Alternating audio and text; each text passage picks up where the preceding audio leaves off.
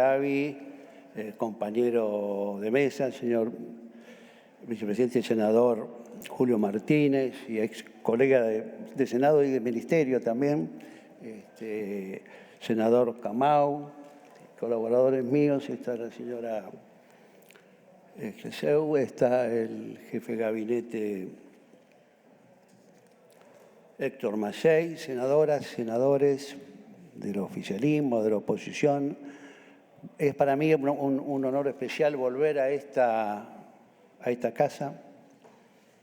Es la primera o la segunda vez vine a alguna reunión particular con alguien, pero nunca había venido a una sesión, así que es un cierto momento de emoción. Quiero ordenar más o menos la exposición, comenzando por lo que me parece más relevante, y es en qué contexto y en dónde tenemos que pensar esas Fuerzas Armadas de la Argentina. Y la verdad es que tenemos un contexto internacional extraordinariamente cambiante, extraordinariamente movido, si uno quiere decirlo, y en todo caso se hacen ciertas aquellas palabras que yo se las escuché por primera vez al que fue presidente de Ecuador, Rafael Correa, que decía que no era una época de cambios, sino que decía que era un cambio de época. Yo no sé si es original de él, pero eso se lo escuché en Madrid, y cuando lo escuché me atrapó el concepto. Es un cambio. ¿Qué quiere decir que es un cambio de época? Bueno, quizá algo parecido, quizás a la Revolución Industrial como transformación, quizás parecido a la modernidad, al Renacimiento. Bueno, no lo sabemos aún, pero sí sabemos que al menos desde mediados de los años 70 el mundo está envuelto en un proceso de cambio que tiene una base, una raíz tecnológica transformadora extraordinaria y que nos hace a veces difícil pensar o anticipar qué es lo que va a suceder. Obviamente que tuvo que ver con las comunicaciones, eso fue lo primero, ¿no es cierto? Y la Internet y la aparición de todos los fenómenos vinculados a eso, pero ha sido mucho más amplio. Algunos dicen que tan importante como la Internet ha sido la invención del container para acelerar el comercio y el tráfico internacional. Bueno, después tenemos, por supuesto, la robótica, la inteligencia artificial, todo eso. Pero, ¿qué importancia tiene ese contexto? Bueno, seamos claros, en menos de 20 años derrumbó la Unión Soviética y su imperio. Se deshizo como un castillo de naipes. Cambió, se acabó la Guerra Fría y entró otro periodo. Yo creo que entró un periodo de un mundo unipolar, pero eso es un mundo unipolar que duró, diría, del 90, algunos dicen hasta el 2008. En el 2008, con la crisis financiera de Lehman Brothers, comienza otro momento de esta etapa que, y repito, cuesta definir bien, pero que es un momento quizás con algunas posiciones o particularidades más multipolares. Yo quiero recordar una cosa. En 1970, es decir, cuando comenzaba esto, hubo un señor, un intelectual polaco, exilado en Estados Unidos, que se llamaba Brzezinski, que fue asesor de seguridad nacional del presidente Carter y que vivió hasta hace muy poco y a quien tuve el gusto de conocer y que recordemos tuvo un rol muy activo en el tema de derechos humanos en la Argentina, muy favorable. Y en el 1970 él publicó un libro que se llamaba La Era Tecnotrónica. Y hablaba de lo que venía, hablaba de que venía una era tecnotrónica, de electrónica, de gran desarrollo científico, y hacía una afirmación que es: la Unión Soviética se va a derrumbar, no va a aguantar la competencia con Estados Unidos en este punto, anticipando lo que luego se llamó la famosa Guerra de las Galaxias, en donde Reagan con sus inversiones en la posibilidad de la ciencia y de las armas espaciales derrumbaron a la Unión Soviética. Yo cuando lo leí, aquel 71 sería, dije, y exagera, este es un polaco, está enojado, es anticomunista. Tenía razón. Es decir, estamos en una época de cambio y cambio. ¿Qué significa eso? Significa varias cosas. Primero, que se van modificando las relaciones de poder. Incluso se van modificando hasta geográficamente. Es como que se trasladan los polos o los centros de poder, se trasladan de más al norte hacia el sur en parte, pero sin duda del oeste al este y en buena medida del Atlántico al Pacífico. Esto no es un proceso que se da de un día para el otro, ni que termina, ni que no tiene marchas ni retrocesos, pero es un proceso más o menos visible, y es un proceso visible incluso con fenómenos extraños. Eso se da, o sea, son como placas tectónicas que se van moviendo y van cambiando el escenario. En los tres aspectos, en los tres tradicionales aspectos de análisis. El tradicional aspecto comercial, ¿no?, que es donde es más obvio el ascenso de China y del sudeste asiático. El aspecto político, donde todavía obviamente Europa y Estados Unidos siguen teniendo un peso político muy grande.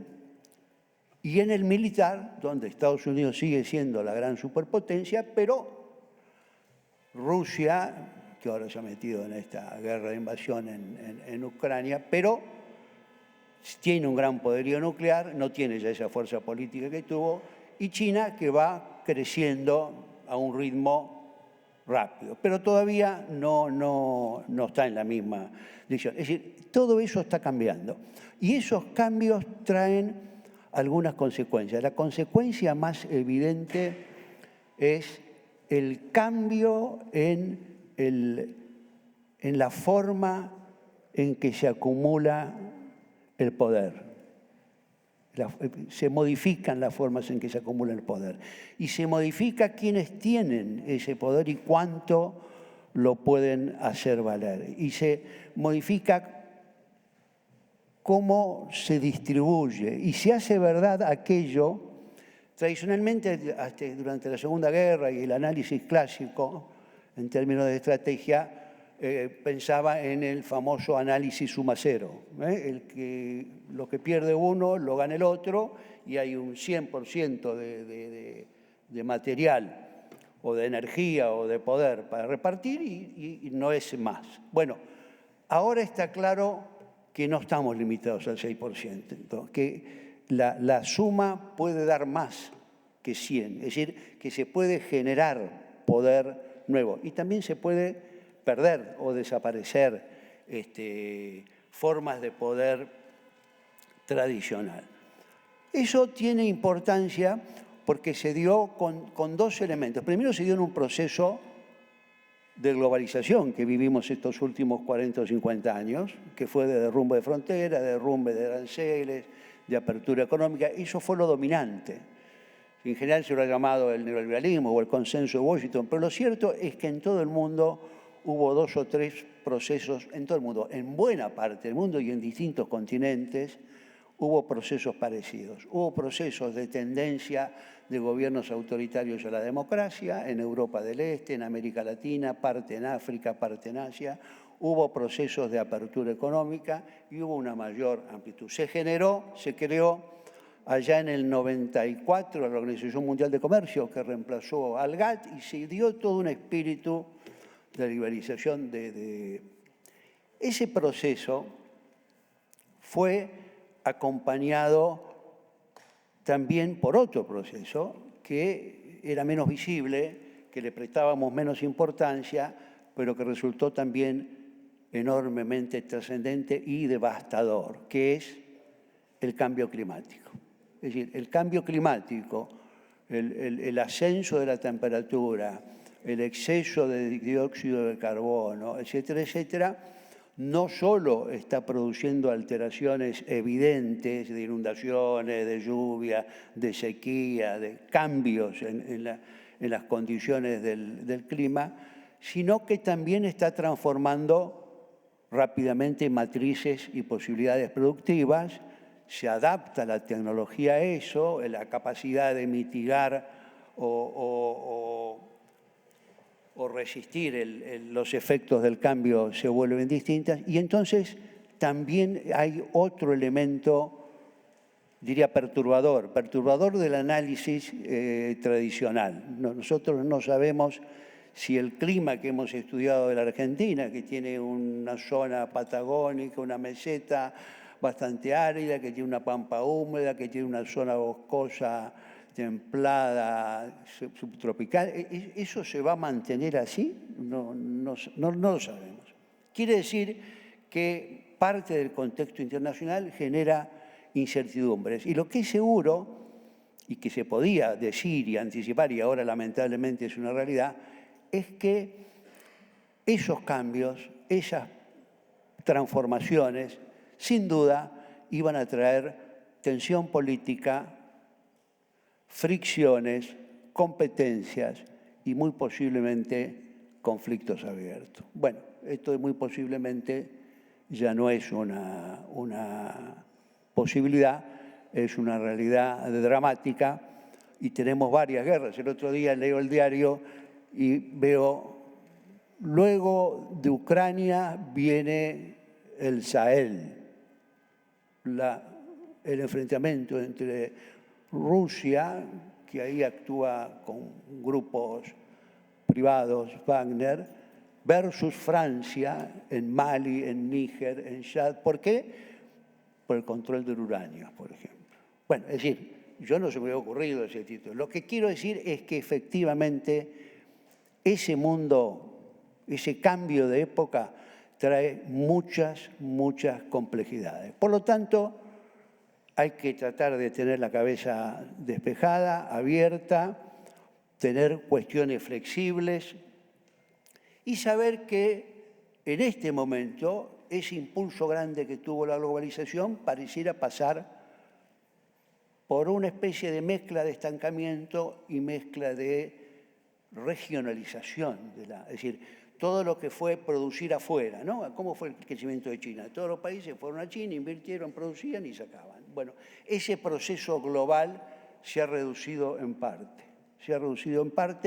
Pareciera haber una tendencia al reshoring, como lo llama, al volver a las costas y volver a tener las propias fábricas en el país o más cerca o en países amigos. En fin, hay toda una transformación que hace que también esa realidad sea distinta. Y con eso nos enfrentamos nosotros, es decir, la Argentina, un país que es el 8º país en territorio del mundo. Es decir, no es un país pequeño, es un país que es el 8º país del territorio del mundo, que tiene una población no muy numerosa para semejante territorio, pero que tiene diversos climas, que tiene una población de un volumen de alguna importancia y al mismo tiempo con cierto grado de preparación. Después discutamos si ha empeorado, si mejora, qué hay que hacer, eso es un debate nuestro. Pero lo cierto es que en el mundo la formación, los recursos humanos que posee la Argentina son valorados. Y esos recursos humanos son acompañados de recursos naturales, muchos y muy variados. Entonces, es un país que es interesante de ver porque es extensísimo, tiene una costa enorme, tiene unas montañas tremendas, tiene una grande reserva de litio, tiene una grande reserva de gas y carbón, y al mismo tiempo es un gran productor de software y exportador de alta tecnología. Es decir, es un país, y la Universidad de Buenos Aires es la mejor de Iberoamérica, según sale por varios años en el ranking. Es decir, tenemos ese país. ¿Qué se puede pensar del siglo XXI? Se puede pensar, y eso se lo escuché a Brzezinski, en la Universidad de Beijing. Él dijo, Él trataba de tranquilizar a los chinos y decía, en el siglo XIX el gran hegemón fue Napoleón, el temor al gran hegemón. En el siglo XX, decía, el nazismo. Pero el temor del siglo XXI no es que haya un hegemón. Él trataba de tranquilizarlo sobre Estados Unidos. Dice, el peligro del siglo XXI es el caos. Por eso es que hay que conversar. Era otro momento de las relaciones entre China y Estados Unidos. Hoy a lo mejor no diría eso. Pero lo cierto es que ese riesgo está. Y ante ese riesgo, ante ese escenario, ante esa situación, está claro que la Argentina, primero, tiene que tener Fuerzas Armadas. Este es el punto básico que tenemos que plantear. La Argentina, ¿tiene que tener Fuerzas Armadas o no tiene que tener Fuerzas Armadas? Bueno, la respuesta de la sociedad y de la mayoría de la sociedad argentina y de todos los aspectos es sí, tiene que tener Fuerzas Armadas. No basta con una fuerza de seguridad, no basta con una Guardia Nacional. Bien, y esas Fuerzas Armadas tienen que estar en condiciones ¿de qué? Bueno, tienen que estar en condiciones de defender la vida de los argentinos, su libertad, su riqueza, la riqueza del país, su vocación de vivir en democracia y con justicia. Eso tiene que poder defenderlo. Y para eso nosotros tenemos una historia que es compleja, ¿viste? En todos los aspectos, no solo en el aspecto de las Fuerzas Armadas. Nuestra historia es compleja. Hoy, valga la redundancia, es un 9 de junio, que es una fecha que está cargada de sentimiento de enfrentamientos internos en nuestra sociedad. Pero lo que sí creo, y creo que sí ha visto el gobierno del presidente Fernández y las directivas, es que a esta primera respuesta de sí queremos tener Fuerzas Armadas, la acompaña un segundo punto que es, estamos en condiciones de iniciar una nueva etapa de relación entre las Fuerzas Armadas y la sociedad y entonces darle a las Fuerzas Armadas un rol, una preparación, una utilidad muy grande. Nosotros tenemos un marco legal que es claro, que ha sido aprobado por la democracia y que se basa básicamente en 3 leyes, ¿no? La ley de defensa, la ley de seguridad y la ley de inteligencia. Con esas 3 cosas, la democracia argentina, que va a cumplir 40 años, nos hemos manejado y con una base de consenso importante. Eso se logró, eso está, y lo que estamos es ante una nueva etapa. ¿Por qué se puede encarar una nueva etapa con las Fuerzas Armadas? Bueno, por distintas razones, en parte por el paso del tiempo, en parte por el desarrollo de la justicia, en parte por las transformaciones que ha vivido el país. Y acá tenemos un hecho que yo creo que demostró y que tuvo un impacto extraordinario, que fue la pandemia. La pandemia permitió lo que en términos de las Fuerzas Armadas llamamos Belgrano I y Belgrano II. Es decir, 2 grandes operaciones, como se llaman en las Fuerzas Armadas, la mayor operación de las Fuerzas Armadas desde Malvinas, desde la Guerra de Malvinas, o sea, desde hace 40 años, y esa operación Belgrano I y Belgrano II permitió un despliegue territorial de las Fuerzas Armadas en todo el país y facilitó, diría yo, una no revinculación, porque siempre hubo vínculos, pero un vínculo más profundo, más abierto y más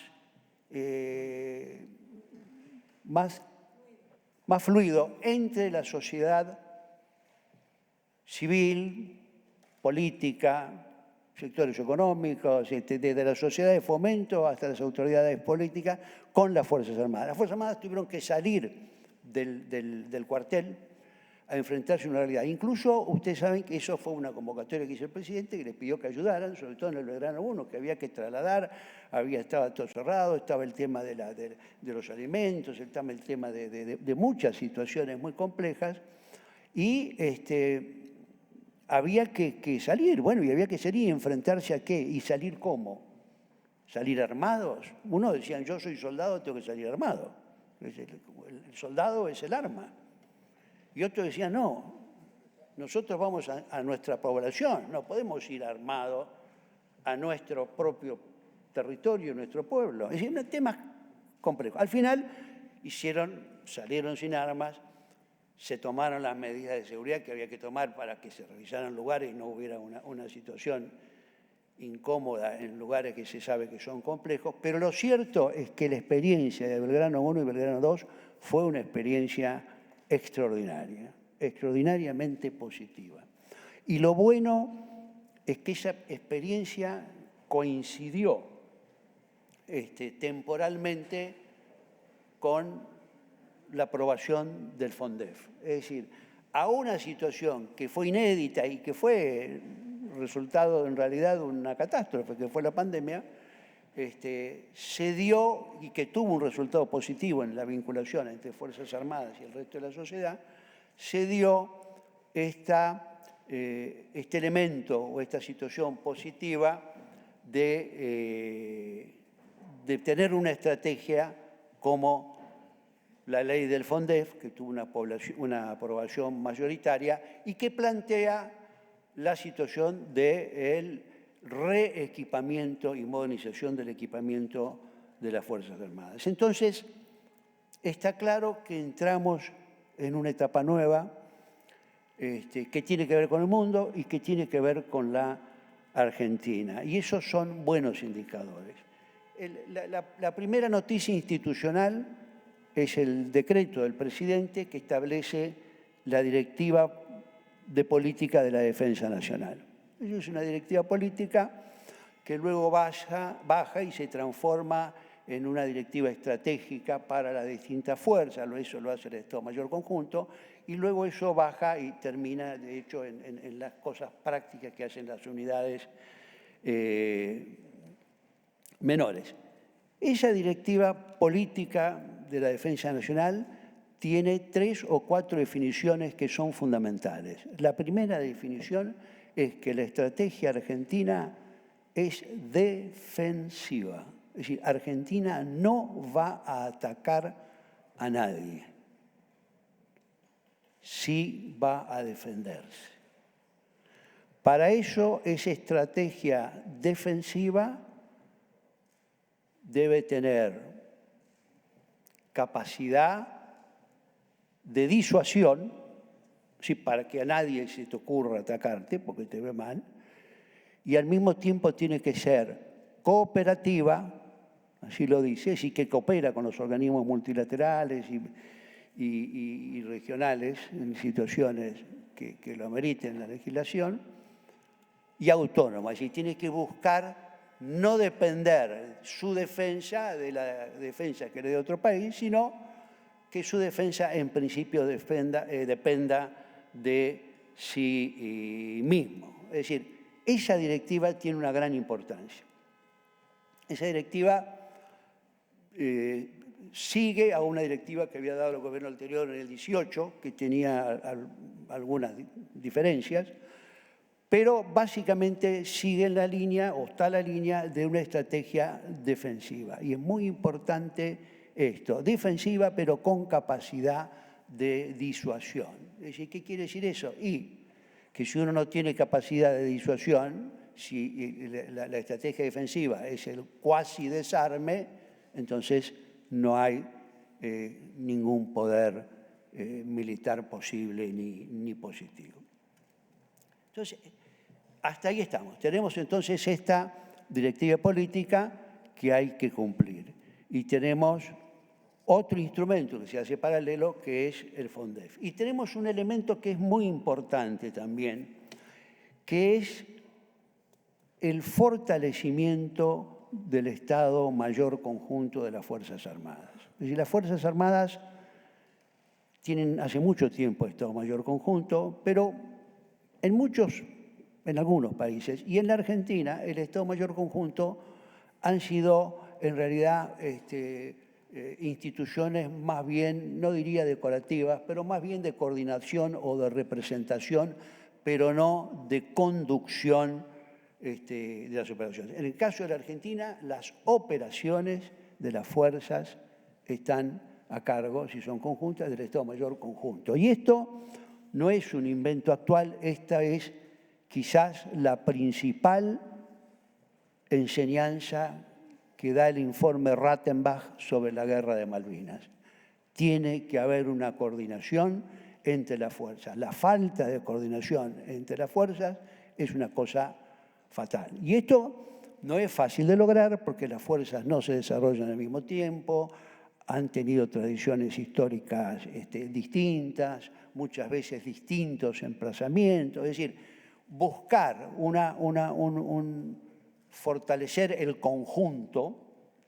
Los militares dicen la conjuntez, que es un término que suena más raro a los que estamos fuera. Pero fortalecer el conjunto es un elemento importante. Y de hecho hay varios comandos conjuntos, Está el Comando de Fuerzas Especiales, está el Comando Antártico, está el Comando de Ciberdefensa, está el Comando Aeroespacial y está el último, que es el Comando Marítimo, que lo creamos hace un año y pico. Esta idea del conjunto es muy importante y muy operativa. ¿Por qué? Porque permite orientar y hacer tareas y hacer,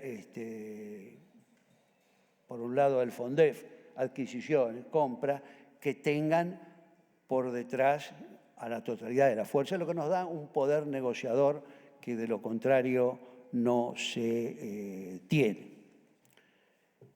Voy a detenerme un poquito en el FONDEF. El FONDEF, como ustedes saben, es un fondo para la defensa que se forma con el dinero de la recaudación, con el 0,50, después el primer año 0,50, segundo año 0,65, tercer año 0,80. Y ahí queda clavado en 0,80 de esos recursos. Es decir, tiene una voluntad de crecer y de mantenerse. ¿Para qué es el FONDEF? Bueno, es para reequipar y fortalecer a las Fuerzas Armadas. Tiene algunas características o prioridades claras. Primero es la reparación. Hay que arreglar lo que está roto o lo que por alguna razón no están dando. Es decir, lo más sencillo. A veces no es tan sencillo, pero digamos, primero se repara. Esto es lo que anda. Segundo, se moderniza. Muchos de los instrumentos militares son pasibles de modernización, ¿no? Se le cambia en el caso de los aviones es muy obvio, se le cambia la aviónica, se le cambia todo. Y hay aviones que tienen muchas décadas y sin embargo vuelan y son muy exitosos. Pero eso requiere, no es el mismo avión de antes, son aviones, sobre todo los barcos lo mismo, tienen y también en tierra, los vehículos. Y en todos vamos a ver que hay un aspecto que es de modernización que es muy importante.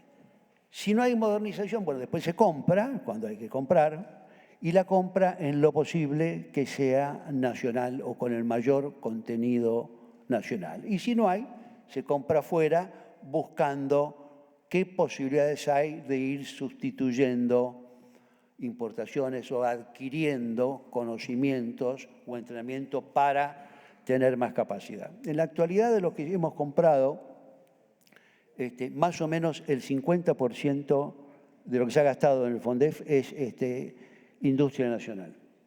Y el fenómeno interesante es que el FONDEF tiene, obviamente, la defensa tiene 2 o 3 fábricas, marcas importantes que están activas, ¿no? Una es Tandanor, que es en realidad un gran astillero latinoamericano que hace también otras cosas, pero básicamente es un gran astillero. Ahora está por hacer por primera vez un barco grande, que es el contrato con Finlandia para hacer un barco polar, nosotros hemos recuperado el rompehielos, el Irizar, que también es de origen finlandés, que es un barco extraordinario, pero necesitamos un barco polar. ¿Para qué? Para llevar la carga detrás. En realidad, el Irizar era una mezcla, es una mezcla de un barco rompehielos con una capacidad de carga y ahora con una capacidad de laboratorio muy grande. Una de las transformaciones que se hicieron después del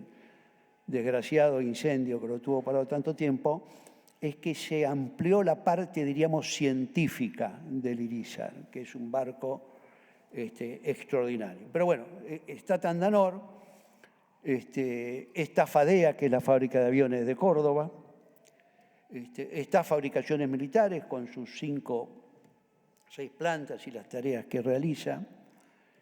Y lo interesante del caso es que están las propias fuerzas que hacen cosas importantes. Los talleres de la Fuerza Aérea son importantes, los talleres de Boulogne, donde se están modernizando los tanques TAM 2C, también son talleres importantes. O sea, hay una base industrial importante, pero además de esa actividad, la estrategia que hay es que esas fábricas no buscan crecer por sí mismo y transformarse en un dominatodo, sino que buscan desarrollar el trabajo e ir creando una red, un clúster, como dicen los que conocen de esas cosas, de empresas pequeñas y medianas que vayan desarrollando tecnología para la defensa. Y en la medida que esto tiene continuidad, está. Por eso es tan importante el FONDEF. ¿Por qué es importante el FONDEF? Porque el FONDEF, miren, el ejemplo máximo es, uno lo ve no en la Argentina, que también lo ve, sino afuera.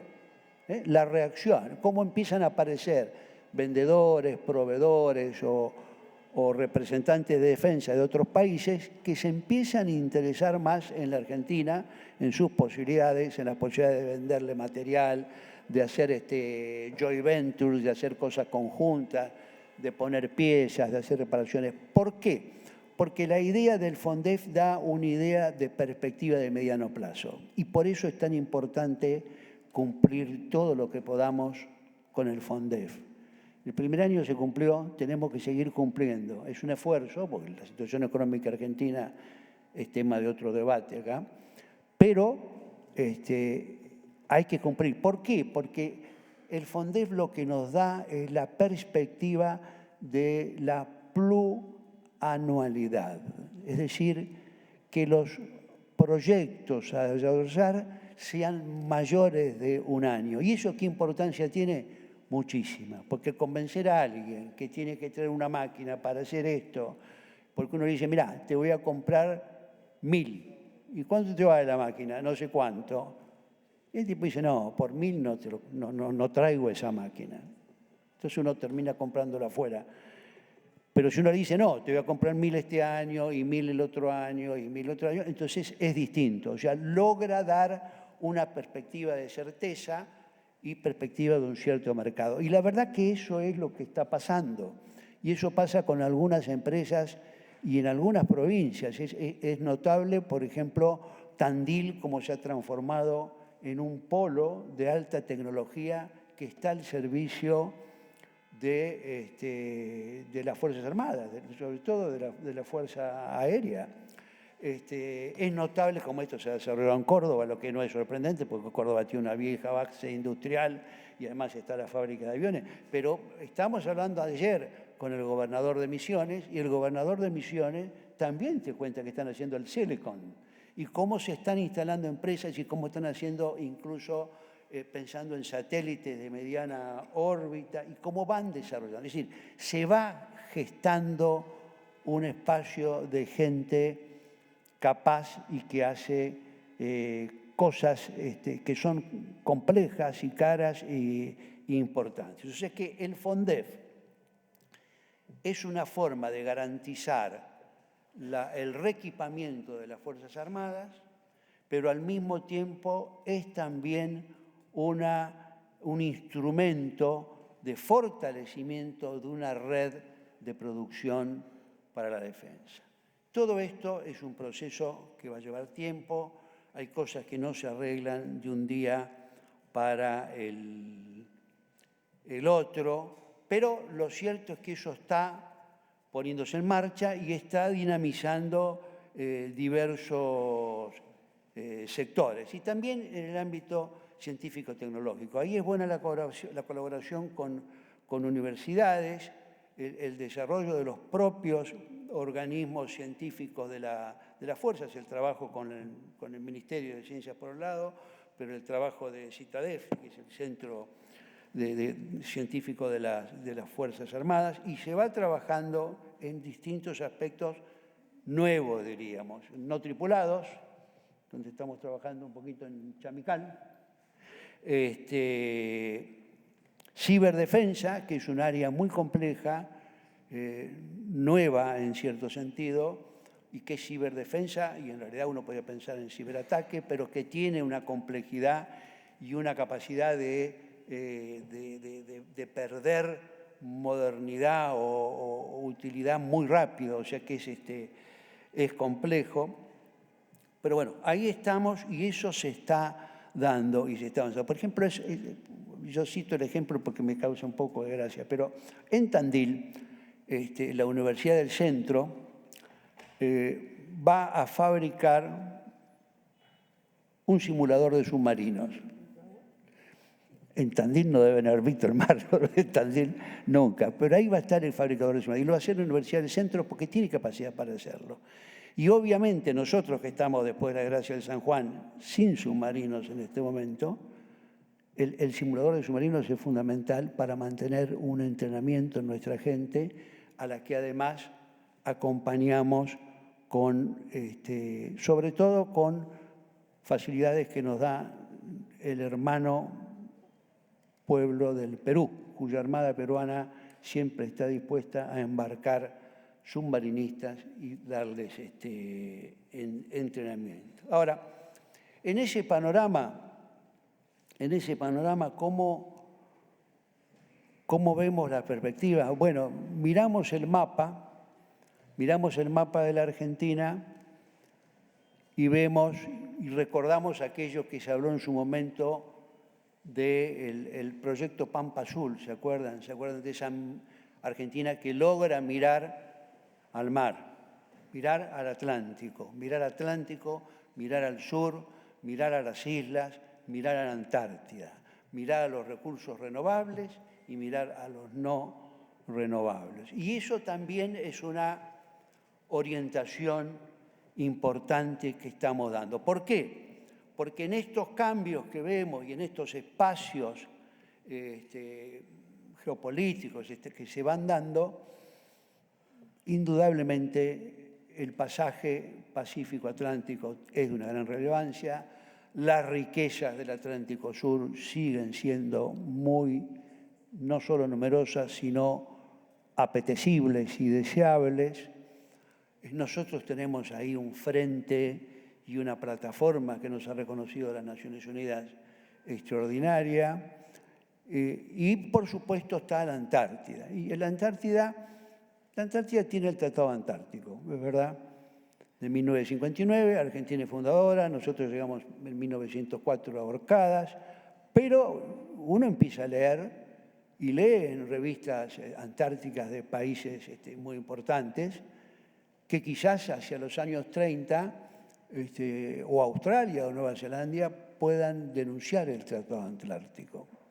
Yo la primera vez que leí eso en una revista de defensa de Estados Unidos dije, qué raro, pero digo, si lo dice Estados Unidos, no es una cosa que Australia o Nueva Zelanda hagan cosas porque sí, así solas. Eso me llamó la atención. Y más llama la atención cuando está la diferencia obvia que la Antártida es un continente y el Polo Norte no. Pero todo el mundo insiste en la relación que hay en la política entre los dos polos. Y la verdad que el Polo Norte se ha transformado en un lugar de competencia política, estratégica y económica extraordinaria. ¿Por qué? Porque se ha abierto a la ruta del norte.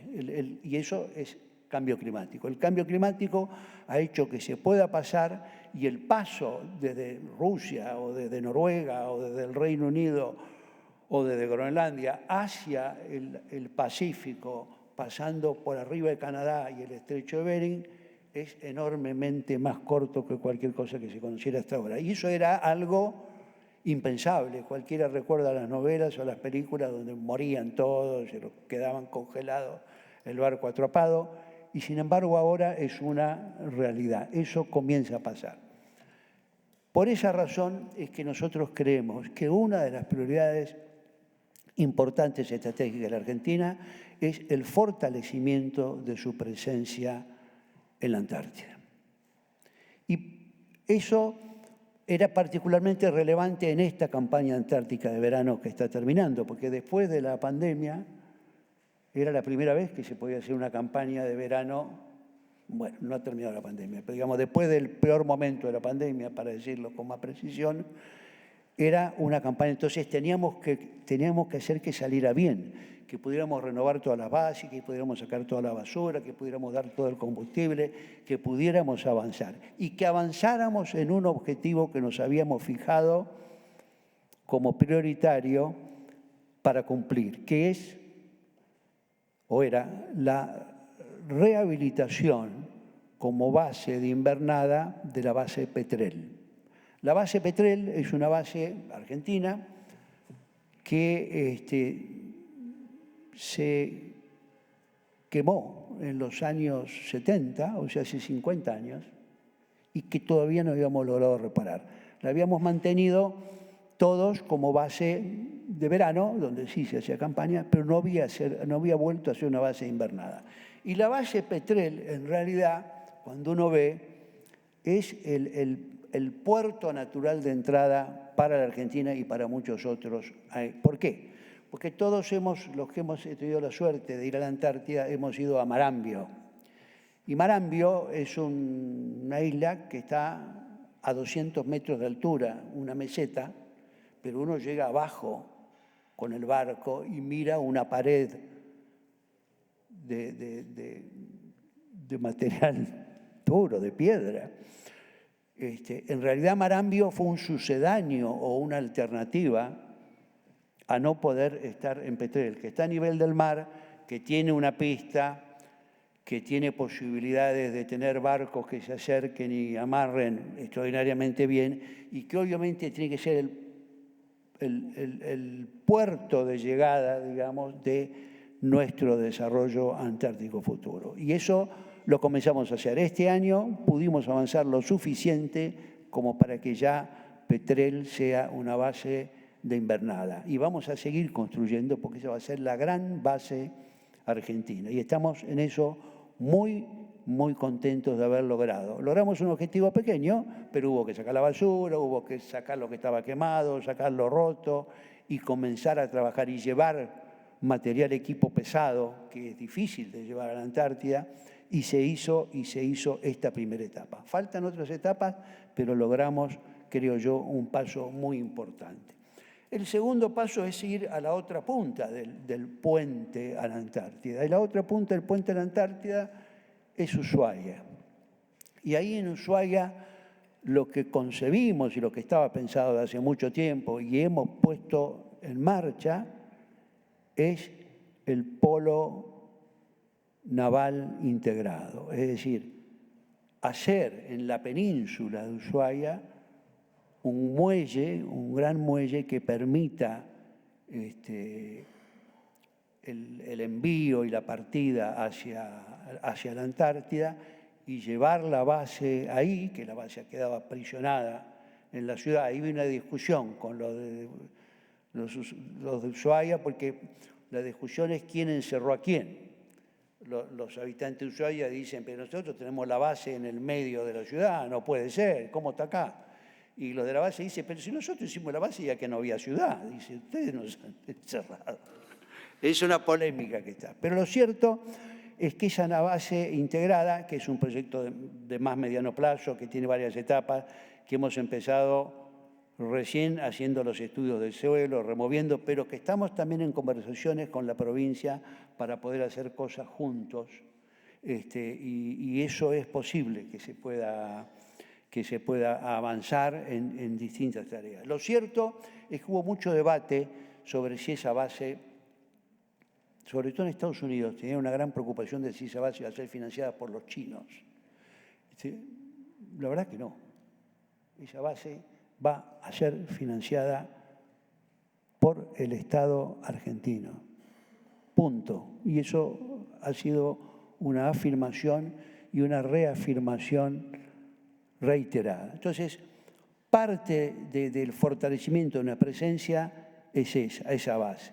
¿Por qué tenemos que hacer esa base? No solo es la base, hay que hacer más cosas. Hay que tener, por ejemplo, un lugar para dique seco y reparación de barcos. Si nosotros queremos que eso tenga algo, por eso hay que trabajar con la provincia. Si queremos que esa zona tenga mayor desarrollo, no nos tiene que pasar como este verano. Este verano, ustedes saben que nosotros hacemos con Chile lo que se llama las PANC, que es una tarea en verano de Search and Rescue, de control de zona y de ayuda con los barcos. Bueno, le dimos el auxilio a un barco brasilero que tiene una vía, le había hecho una vía de agua, no le andaba el motor, parecía que iba todo muy mal, lo teníamos que arrastrar. Al final pudieron reparar un poco el motor, pero cuando llegaron cercano a esto dijeron, bueno, gracias, pero ahora nos vamos a Punta Arenas porque tenemos que reparar y para eso tenemos que salir a dique seco, porque tenemos un agujero en el casco. Bien, mientras no tengamos una posibilidad de dique seco, nosotros vamos a estar limitados en nuestro desarrollo en la entrada en la Antártica.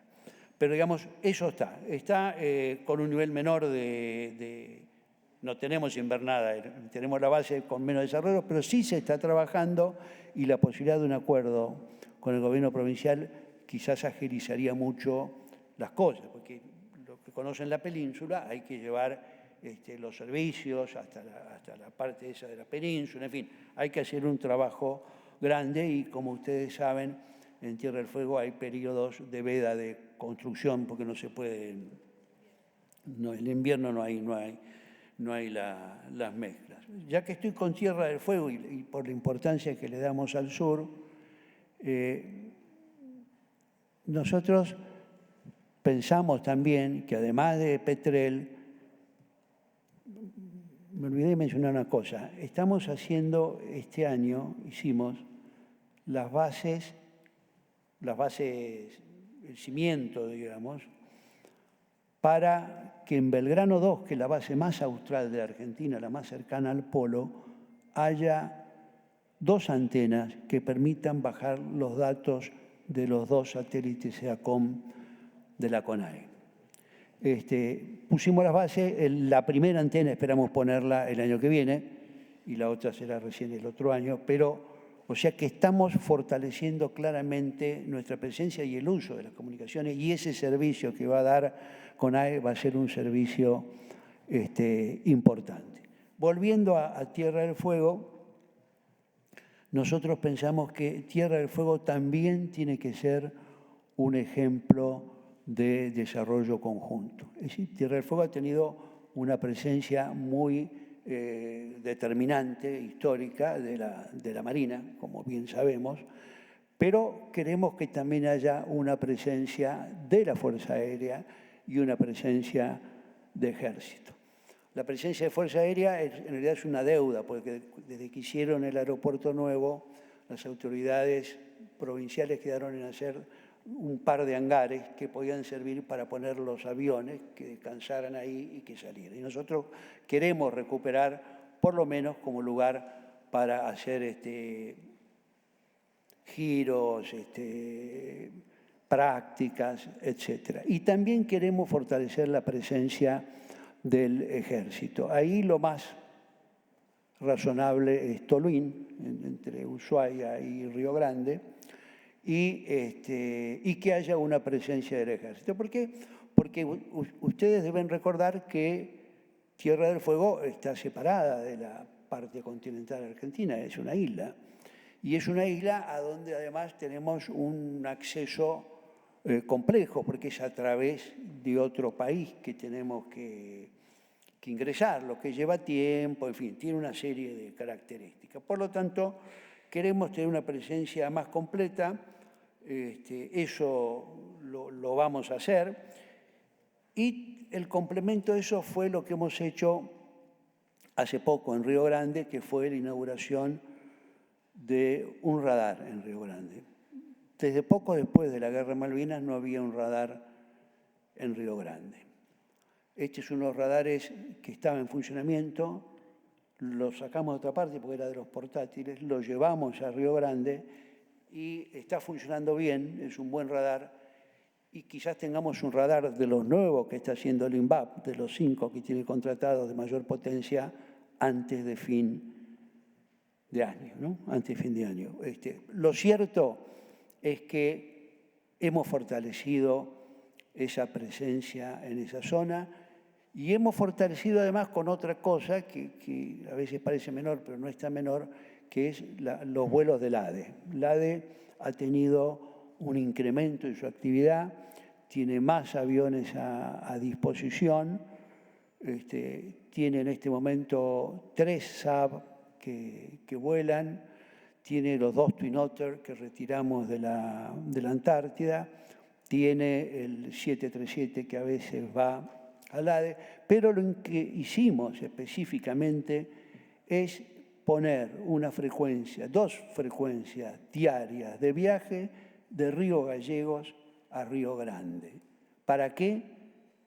Para evitarle a los que pudieran, ya sea el paso por la barcaza, digamos, y ahorrar horas de viaje, o por las combinaciones. Si no tiene bien las combinaciones, los de Río Gallegos tenían que venir a Buenos Aires para ir a Río Grande o Ushuaia, lo que es un poco irracional e ineficiente, seguro. Y esos 2 vuelos están andando bien. Son 2 aviones pequeños, para 10, 12, 14 personas, pero están funcionando veces por día y están haciendo un servicio. Es decir, estamos fortaleciendo la comunicación y la presencia. Eso ha sido acompañado, eso es en la isla y en el sur.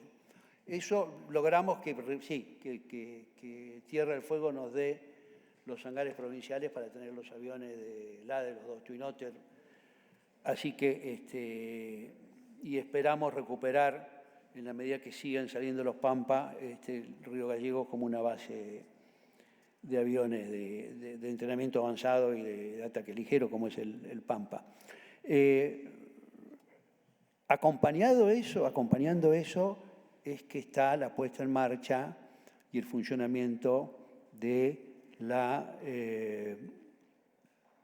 Comando Marítimo Conjunto. El Comando Marítimo Conjunto se creó el año pasado, pero la verdad que se puso en marcha desde los primeros días de enero de este año y trabajó en lo que se llama la zafra. ¿Qué es la zafra? Son los 5 meses en que las grandes flotas vienen a pescar. Hay una flota que está frente a Ecuador, que viene, que pasa por el Estrecho de Magallanes y se acomoda en la milla 201, y hay otras flotas que vienen del Índico. En total son como 500 barcos, mayoría China, Taiwán, Corea, y más abajo, en la zona ilegítimamente ocupada y administrada por los británicos, están también, no los chinos, que respetan que no pueden ir donde está el Reino Unido, por pedido argentino, pero sí está ahí España, y está Taiwán, y está otro más. O sea, en esa zona se reparten los barcos. Bueno, este año, gracias a las OPB y a los avisos que teníamos que pudimos reparar, pudimos tener en la boca del Estrecho de Magallanes un barco y un avión, un B-200 cada tanto, que salían y tuvimos control de todos los barcos que entraron y todos los que fueron a la 201. Eso fue hecho exactamente. Y este año podemos decir que no hubo pesca ilegal dentro de las 200 millas nuestras. No entraron. No, la 201 es otra cuestión, pero lo nuestro, donde podemos meternos es en la 200. Y de la 200 para acá, si no tenés licencia de pesca, no puedes entrar. Y este año logramos que lo respetaran. ¿Y por qué logramos que lo respetaran? Porque se armó un buen mecanismo, pero además porque funciona el mecanismo disuasivo. Si ellos ven que hay control, que hay vigilancia, que te están esperando en el Magallanes, y al final mejor no arriesgarse. Si ven que no pasa nada, mejor arriesgarse. Entonces, o sea que este año consideramos que eso fue un éxito. Necesitamos más aviones para hacer esa tarea y necesitamos aviones de larga distancia. Le damos el P3, el Orión, que no tenemos en este momento, tenemos uno en reparaciones y tendríamos que buscar alguno que esté en condiciones para terminar de arreglarlo y comprarlo, porque ese es un avión que tiene mucho más largo alcance y trayectoria. Pero lo cierto es que hemos hecho una cobertura de nuestra costa, de nuestra zona económica exclusiva y del fortalecimiento de la presencia en el Atlántico y en el sur, que yo creo que está en buen camino. No digamos que es excelente, ni que pero digamos que está en buen camino de mejorarse y de cumplir. Yo voy a decir una cosa más que también tiene un poco que ver con la defensa y que va a haber otra reunión, y es que acá hemos hablado de un puente, ¿no es cierto? Un puente entre la parte continental y Tierra del Fuego y otro puente entre Tierra del Fuego y la Antártida. Bueno, hay un tercer puente, que es el puente que es el puente entre la Argentina marítima y la Argentina fluvial. Ustedes saben que para ir de Quequén, no digamos de Comodoro Rivadavia, de Quequén o de Bahía Blanca a Zárate, no digamos a Reconquista, tenemos que salir del país, ir a Uruguay, esperar en la zona de espera detrás del Banco Inglés y luego tomar el canal Punta Indio y entrar en el tema de la red troncal. Por eso es que también, y lo decía como senador de Relaciones Exteriores, pero lo digo como ministro de Defensa, porque creo que también hace la defensa, creo que el Canal Magdalena es un objetivo estratégico importante para la Argentina y la red troncal también. Ahora va a haber una tercera reunión en Resistencia y tengo la satisfacción de que he sido invitado a la reunión como ministro de Defensa, porque la verdad es que cuando uno mira el DNU que genera la estructura para ver ese tema, hay varios temas que tienen que ver con la defensa, así que es razonable que nos inviten a participar. Así que eso está bueno. Este año son los 40 años de la Guerra de Malvinas. Es una fecha simbólica, pero es una fecha que en las Fuerzas Armadas tiene obviamente una mayor significación. Y hemos hecho varias cosas, ¿no? En el clima de respeto y de reconocimiento a los héroes que dejaron su vida y también a los que volvieron, porque los héroes no son solo los que perdieron la vida, también hay muchos héroes que fueron los que pelearon heroicamente y dieron todo lo que tenían de sí para defender una tierra argentina. Y hemos puesto en todos los cuarteles la actividad, hemos hecho distintas cosas y quizás lo más importante que hicimos, no lo más importante, lo más simbólico que hicimos fue lograr llegar al lugar del hundimiento del Belgrano y hacer un homenaje a los que están allá en el mar, a los 323 que dieron su vida ahí. Fuimos con algunos de los sobrevivientes, la verdad que fue muy emocionante. otras veces se había tratado, no se había podido llegar, el clima es bastante embromado y bueno, creo que fue una facilidad que nos dio Dios, aprovechando que era el 40 aniversario para llegar ahí. Seguimos avanzando ya dentro de esta historia de la defensa en un tema que siempre ha sido mucho debate y que ha sido todo el control de la frontera norte y todo el sistema de radarización del país, lo que se llama el SINVICA, Sistema Nacional de Radarización, etcétera, etcétera. El SINVICA, la verdad que los radares cubren toda la parte norte y estamos bajando. Ahora tenemos dos, que acá me va a mirar Camau enojado porque quiere que termine de una vez por todas y no lo termine INVAP, que es uno que va a Mercedes y el otro que va a Tostado, ¿no? Ahí ya hay que terminar los cimientos porque los radares tienen que estar en alto. Cuando están en alto tienen mayor alcance y menos interferencia. Pero la obra parece que lleva más tiempo de la que pensábamos, pero lo próximo es eso. Y después va a estar San Pedro y Villaguay o Gualeguay, no recuerdo bien, pero otro en Entre Ríos más abajo.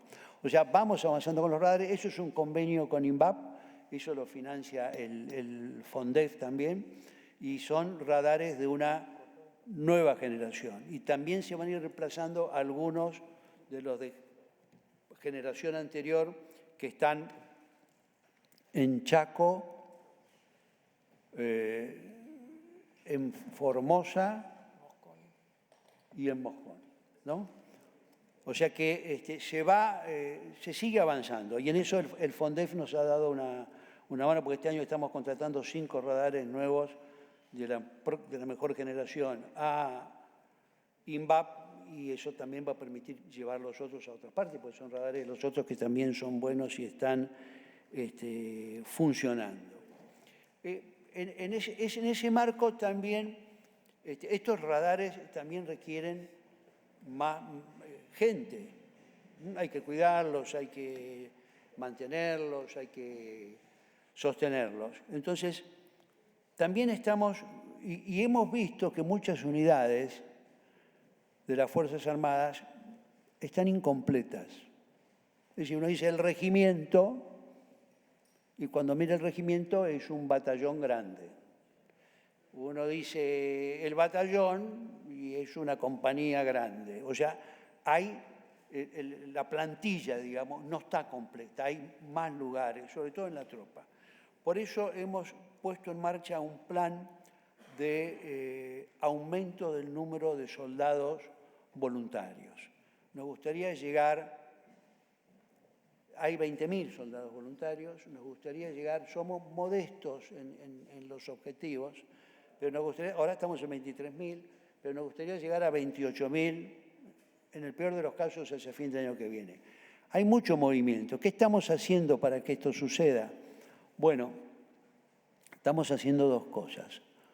Una, pedir apoyo, porque parte de la complejidad de la selección del personal del soldado voluntario hay que revisarlo, hay que localizarlo, hay que tener instalaciones médicas para verlo, y eso es costoso, y por ejemplo, Misiones nos dio una ayuda extraordinaria en eso. Y hoy estaban haciendo un acto grande allá en eso. En Misiones incorporaron 1.500. En Corrientes, no me acuerdo de la cifra, pero estamos por eso, y la semana que viene hacemos el acto, No, 500 en Mercedes, donde se hizo el acto, pero había más en la provincia. Y la semana que viene, o la otra, no, el 20 y pico, vamos a hacer un acto en Entre Ríos también. ¿Cuál es una de las cosas que estamos haciendo? Es que se da la facilidad y estamos con el criterio de en lo posible que el soldado permanezca, que se mantenga el arraigo. ¿Por qué? Porque hemos visto que muchos casos de los que se dejan de ser soldado voluntario es porque extrañan, porque tienen saudades, porque están en muy otro clima, porque están alejados de la familia. Y entonces estamos tratando que queden en zona, digamos, y eso pensamos que va a tener un muy buen efecto. El caso distinto es Formosa. Formosa es exportadora de soldados voluntarios. Ellos van y de gendarme. Ellos tienen una tradición en eso, así que en La Pampa van a ser de Formosa seguro. Pero digamos, esa experiencia de aumentar el número de soldados creo que es bueno.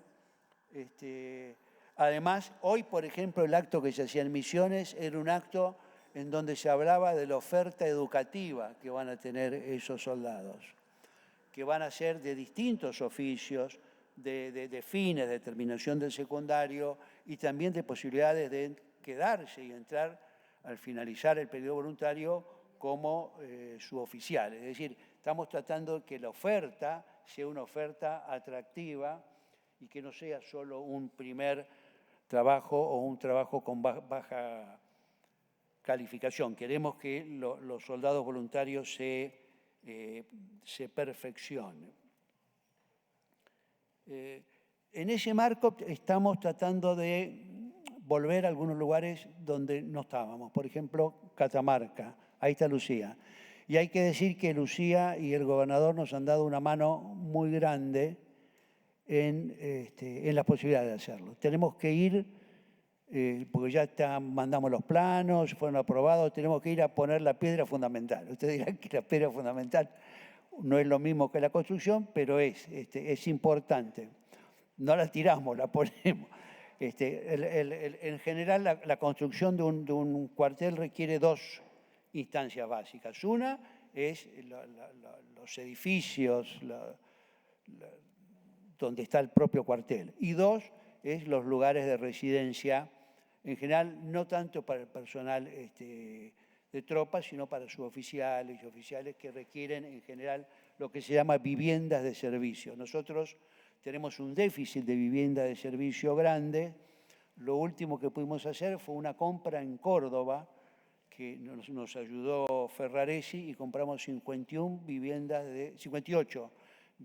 de servicio atrás del Liceo General Paz, en un barrio que había hecho el Ministerio de Hábitat y que se pudo pagar. Así que ese es un tema importante, pero queremos mantener y ampliar el despliegue. Queremos, en Catamarca lo quiere también, y nosotros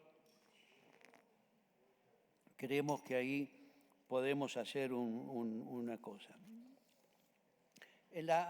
Además de las campañas del Belgrano 1 y Belgrano 2, que fueron enormes, nosotros tenemos todo un área en el Ministerio de asistencia a la comunidad, asistencia en la emergencia y apoyo a la comunidad.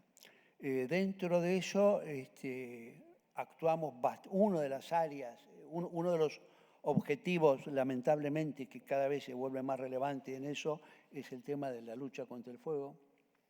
Nosotros formamos brigadistas y además ayudamos con las fuerzas a la lucha contra el fuego, poniendo los elementos que tenemos, que a veces... Pero, como ustedes saben, el fuego no se apaga con agua desde arriba, sino se apaga desde tierra, y ese es el esfuerzo, y por eso hay que formar brigadistas, porque la tarea de la lucha contra el fuego no solo es mucha y es un daño grande, sino que es riesgosa. Ustedes ven que cuando no hay expertise suele haber pérdida de vida, no es ir a tirarle agua a una cosa, es una cosa dramática, y creo que lo que se vivió este año, tuvimos dos experiencias grandes. Primero, en el sur, en zona de Neuquén, en Aluminé, por esa parte, y después lo de Corrientes, que fue muy grande. Nosotros tenemos también, hablando de la valoración, tenemos una perspectiva y lo he dicho, de la necesidad de mejoramiento del nivel salarial del personal de las Fuerzas Armadas. Esto es un tema que yo lo he querido plantear porque lo sé muy sentido dentro de las fuerzas.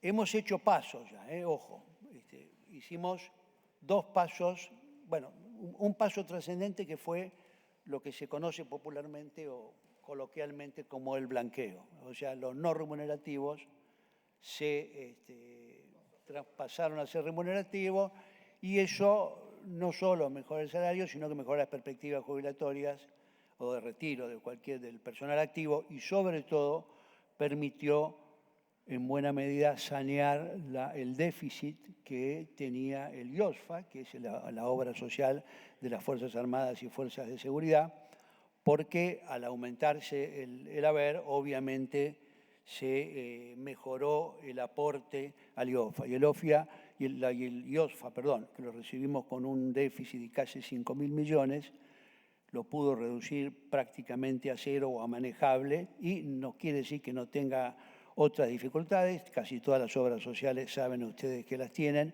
pero está en una situación más,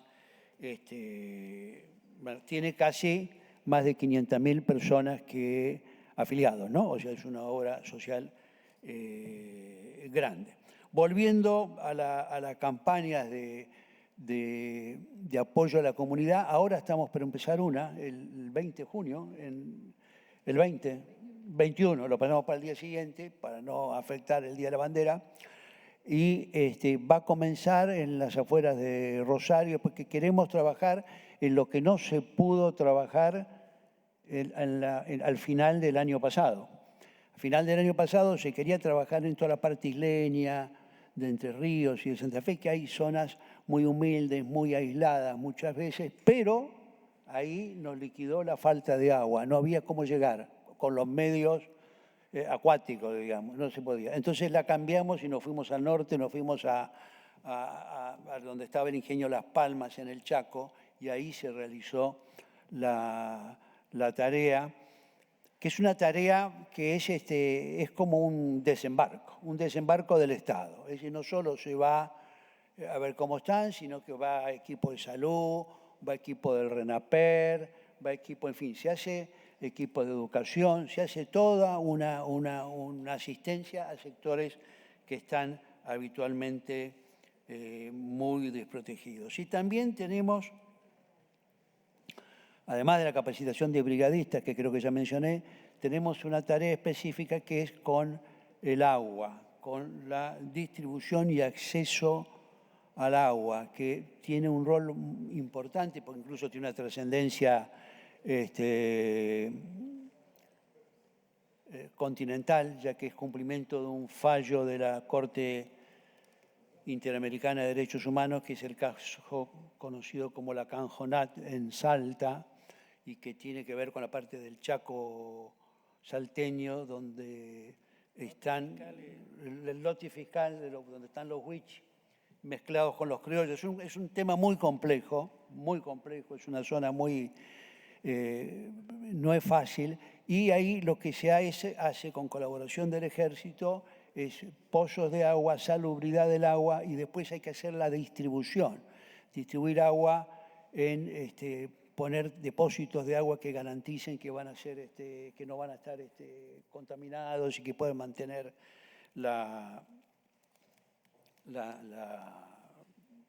ser potable, digamos, la potabilidad, digamos. Tenemos todavía distintos temas que hay que desarrollar. Por ejemplo, ya que estamos hablando de la zona, en la zona de Santa Fe, en la zona de los puertos, hay una parte que es de la Fuerza Aérea, ¿no?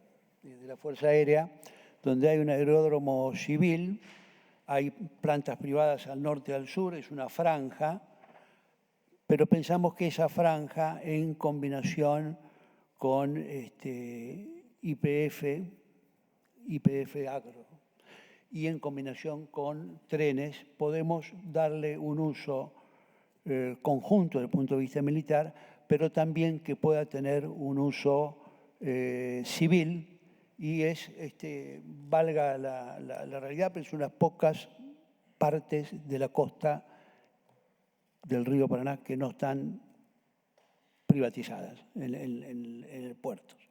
Así que esa es una zona que también, eso está más en desarrollo, habrá que hacer una tarea grande, pero ahí tenemos una posibilidad grande.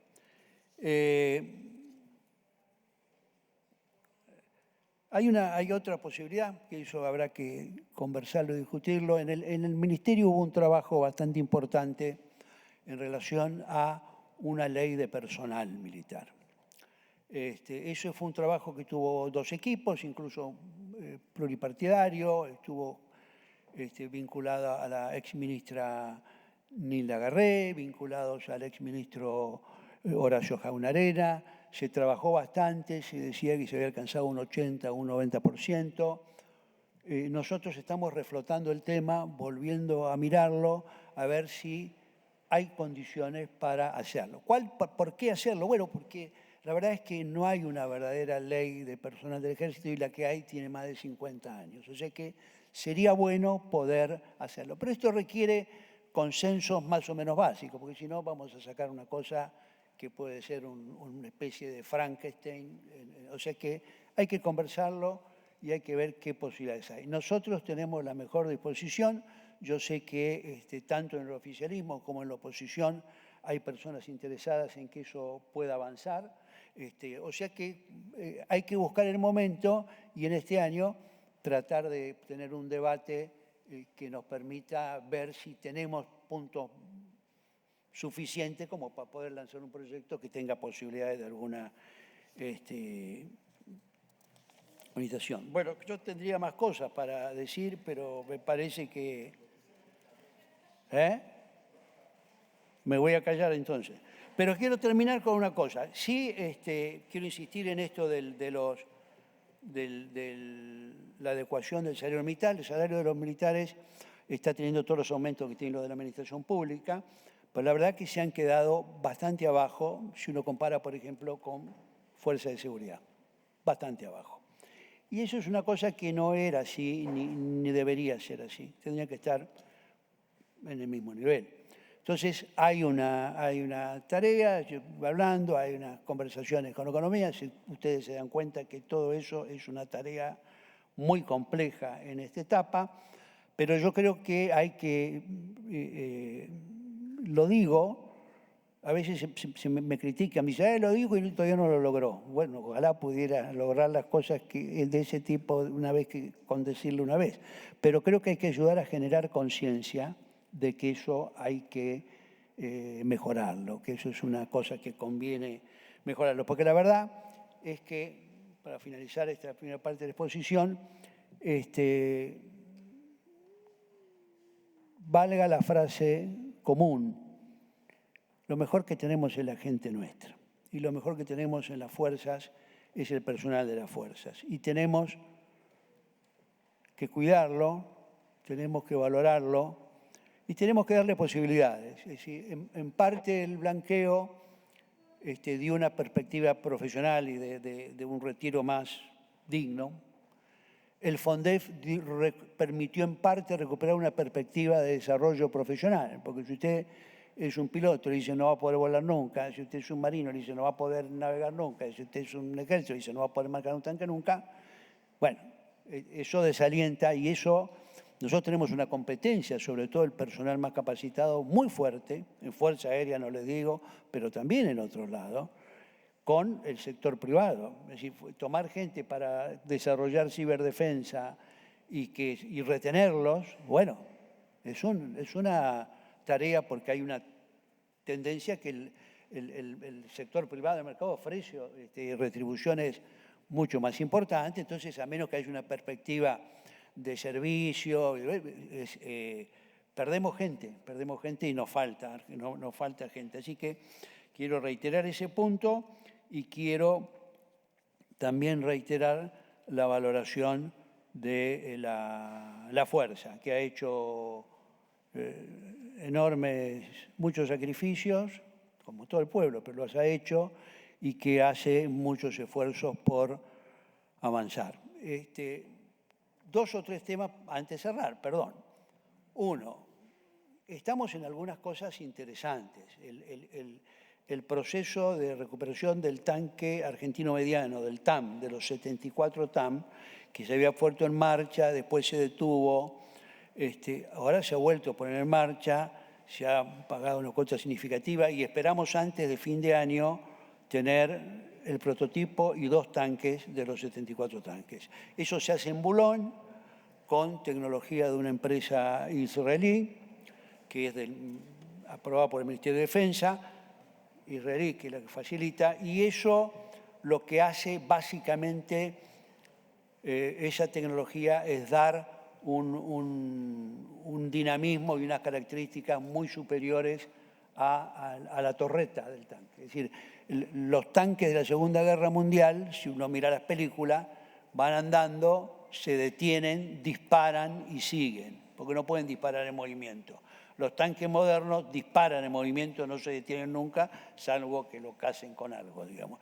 Estos tanques ahora, con esta torreta, van a poder disparar en movimiento. O sea, que ese sería, además de tener desde aire acondicionado, porque si no se mueren de calor, hasta más sonares y radares y saber dónde están los blancos y dónde están los otros. O sea, tendría una capacitación muy importante. Eso es el ejército. El otro compra importante, al ejército le hicimos una muy buena compra de material de transporte de tropas, transporte para dentro de la guarnición. Eso se hizo este año, se incorporaron numerosos vehículos, 100 y pico, no me acuerdo cuánto, más de 100 vehículos grandes. El otro tema que necesita el ejército, además de helicópteros medianos y helicópteros de alta montaña, necesita un vehículo blindado a rueda, que es una cosa que se desarrolla. Ahí ha habido 3 oferentes, eso es más o menos conocido, pero es informe. Uno es el Striker americano, otro es el Guaraní brasilero y otro es el Norinco chino. En general, lo más avanzado eran las conversaciones con el Guaraní, que es de 6 ruedas, no de 8, un poco más chico que los otros, pero que tenía una peculiaridad grande, que es que el motor es un motor hecho en Córdoba. Es un motor Iveco. O sea que parte de... y es un vecino estratégico. Lo que pasa es que ahí entra las características del vehículo y las características de la financiación. Entonces eso es lo que hay que tener en cuenta en los 2 puntos. Eso para respecto al ejército. Respecto a la Marina, bueno, incorporó las 4 OPV, recuperó uno de los fragatas, por lo menos en Tandanor, 2 avisos, en fin, se está trabajando, está comenzando el plan del barco polar. Hay un tema fuerte pendiente, que son la capacidad submarina, ¿no? Eso, no sé si lo hablamos, pero hemos perdido la capacidad submarina. Basta ver la extensión del mar argentino para saber que hay que tener capacidad submarina. Sin capacidad submarina no podemos garantizar eficazmente, como corresponde, bien el control de ese mar. Hasta ahora lo que ha habido es conversaciones con dos países, que es Francia y Alemania. Francia, porque tiene el Naval Group, que es el mismo que hizo las OPV, y que además hace submarinos, y que los submarinos de Chile son el Scorpion, que es francés, y los submarinos de Brasil van a ser Scorpion, porque incluso puso una fábrica en Angra dos Reis, Scorpion, y van a ser 6 submarinos ahí. El 7º sería potencialmente el submarino de propulsión nuclear de Brasil, que siempre ha sido un gran objetivo de ellos. Lo otro es Alemania, que es Thyssen, y bueno, ellos también tienen experiencia, son submarinos un poco más chicos, y probablemente el mes que viene tenga la posibilidad de ir y ver los astilleros y tener planes. Hay interesados, y eso creo que en parte es FONDEF. O sea, bueno, FONDEF de acuerdo con el fondo, porque esos países no van a financiar una exportación con seguro de exportación. Ahora vamos a Fuerza Aérea. A una exportación sin tener. Esas son las 2 grandes cosas de la Marina. En el caso de la Fuerza Aérea ha hecho mucho trabajo con FADEA y propio. ¿En qué? En avanzar en los Pampa. Muchos Pampa 2 se han transformado en Pampa 3 Bloque 2, que son los más avanzados. Ya tenemos 7 en Tandil, tenemos 8 en Mendoza 15, tenemos en total unos 22 en estado de funcionar y se siguen modificando los que están los otros. Y vamos a seguir en eso, anda muy bien eso. Están reparando helicópteros, se está haciendo en FADEA el prototipo de un avión de entrenamiento primario que se llama ILI-100 Malvina, no Malvinas, Malvina, que esperamos que esté el prototipo para fin de año. Han reparado los A4, los Skyhawks, que se acuerdan que son comprados en 95 durante la administración de Menem.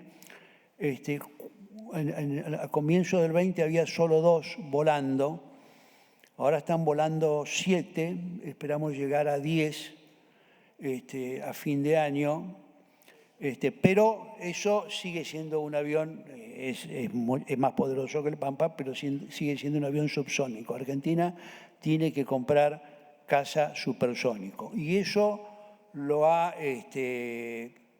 estudiado bastante bien. ¿Qué quiere decir eso?